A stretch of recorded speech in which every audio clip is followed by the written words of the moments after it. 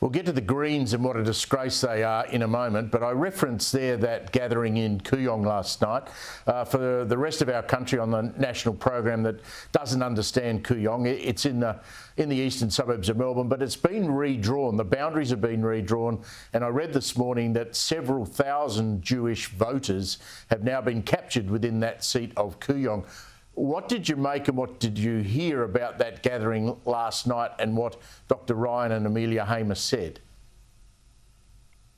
Thank you, Steve. So we've held a number of debates co-hosted with a number of organisations in electorates in Melbourne and Sydney where there's a significant Jewish population, and last night was Aghion.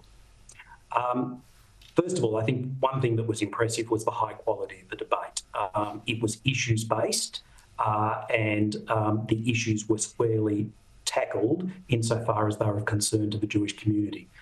The second thing that I must say I was pleased by was that there was a lot of similarity in policy position between what was said by Amelia Hamer for the Liberal Party and Monique Ryan, the sitting independent. So, for example, both indicated a support for Zionism being no more than a right of Jewish people to live in a Jewish homeland in Israel. Both of them supported a judicial inquiry into anti-Semitism on campuses. That's something that the coalition is prepared to do, but the ALP is not.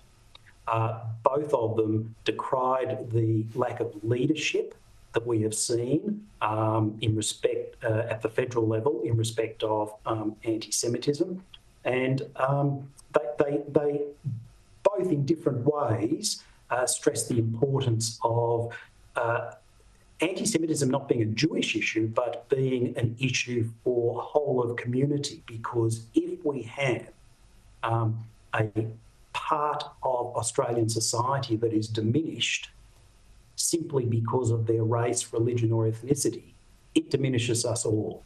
And I was pleased to see that there was common ground between Monique Ryan and Amelia Hamer for that position in Aghion.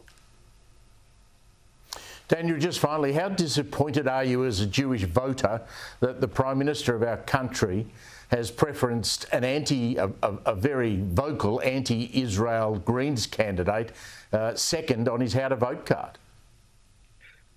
Well, we're bitterly disappointed by that, and indeed it's something that has occurred across the board with not only the Prime Minister but across the Labor Party, with only one or two exceptions, one of them being Josh Burns in Macnamara.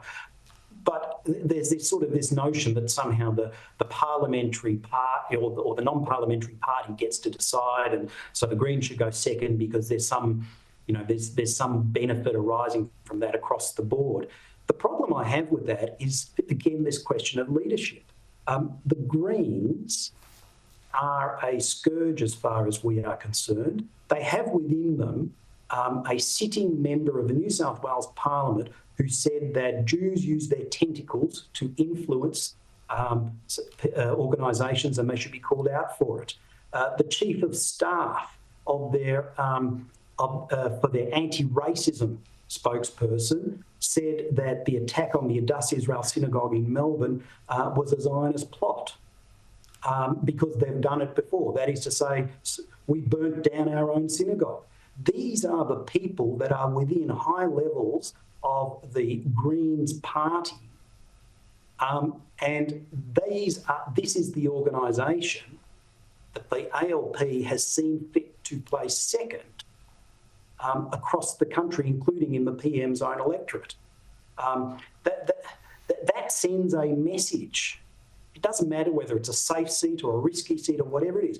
The message it sends is that these people, this scourge, these people who diminish us as Jews are good enough to go second to the Labor Party ahead of everybody else. That is bitterly disappointing for us. Oh, it's disgraceful, I think. Daniel, thank you very much for your time. Thank you. Thank you, Steve.